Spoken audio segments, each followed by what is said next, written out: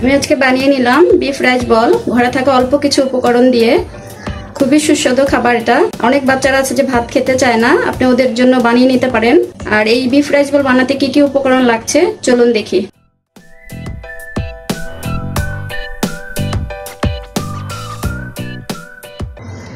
নিয়েছি গরুর কিমা করা মাংস,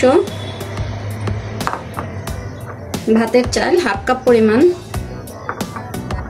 মুসুরির ডাল, পেঁয়াজ কুচি, আদা রসুন বাটা, জিরা বাটা,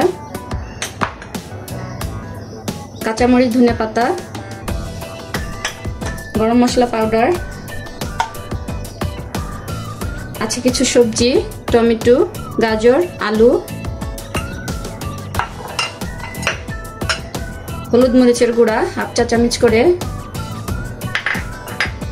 আস্ত কিছু গরম মশলা।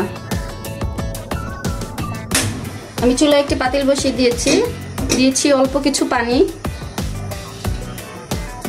এর ভিতর দিয়ে দেব ভাতের চালটা আমি ধুয়ে রেখেছিলাম।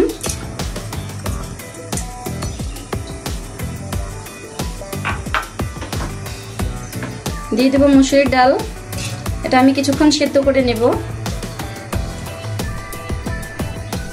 চাল আর ডালটা সেদ্ধ হয়ে গেছে, ঠিক এরকম হবে, একদম পানিটা শুকিয়ে যাবে। আমি এটা নামিয়ে নেব। চাল আর ডালটা নামিয়ে নিয়েছি। এখন আমি এটা কিমা করা গোশতের সাথে দিয়ে দেব।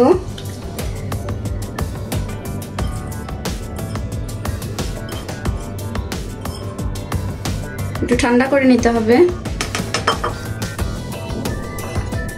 দিয়ে দেব পেঁয়াজ কুচি হাফ কাপ পরিমাণ,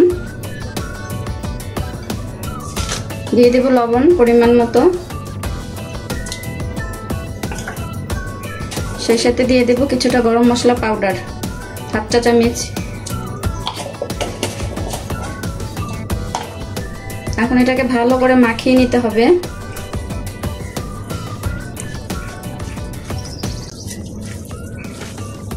মাখিয়ে নেওয়া হয়ে গেছে।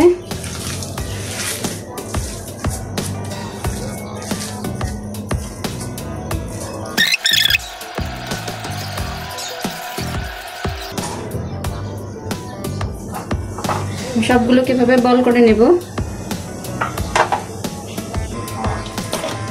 দিয়ে দেব সয়াবিন তেল, আস্ত গরম মশলা, একটা তেজপাতা, দারচিনি, এলাচ, একটা কালো এলাচ, কয়েক টুকরো লবঙ্গ।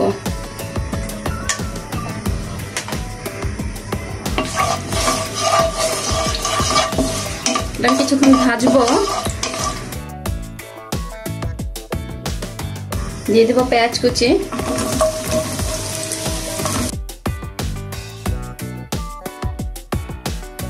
পেঁয়াজটা ভাজা হয়ে গেছে। দিয়ে দেব কিছুটা পানি, দিয়ে দেব 1 চামচ আদা বাটা, 1 চামচ জিরা বাটা, 1 চামচ রসুন বাটা, হলুদ মরিচের গুঁড়ো, দিয়ে দেব পরিমাণ মতো লবণ।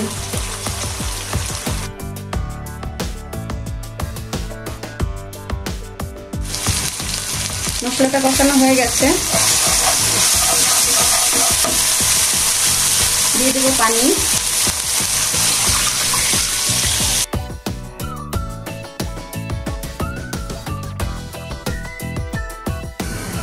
পানিটা অনেক জাল হয়ে গেছে। এখন আমি দিয়ে দিব এর ভিতরে আলুগুলো, কেটে রাখা আলু,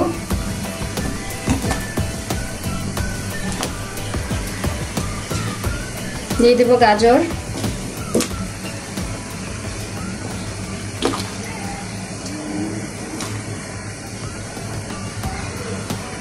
টমেটো। গাজর আর আলুটা কিছুক্ষণ সেদ্ধ করে নিয়েছি। এখন আমি এর ভিতরে দিয়ে দেব আমার বানানো বলগুলো, বিফ রাইস বল।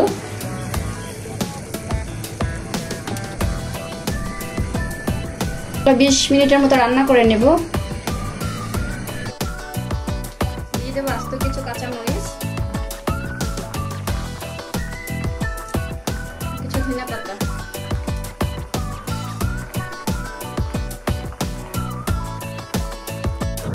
বিফ রাইস বলটা হয়ে গেছে, এখন নামিয়ে পরিবেশন করব।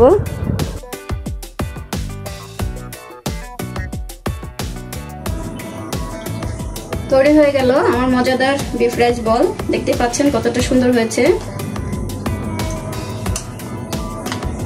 এটা খালি খাওয়া যায়, আর পরোটার সাথেও খুব ভালো যায়।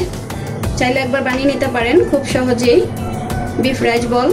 আর এরকম সহজ রেসিপি পেতে চাইলে আমার চ্যানেলটি সাবস্ক্রাইব এবং শেয়ার করে দিন।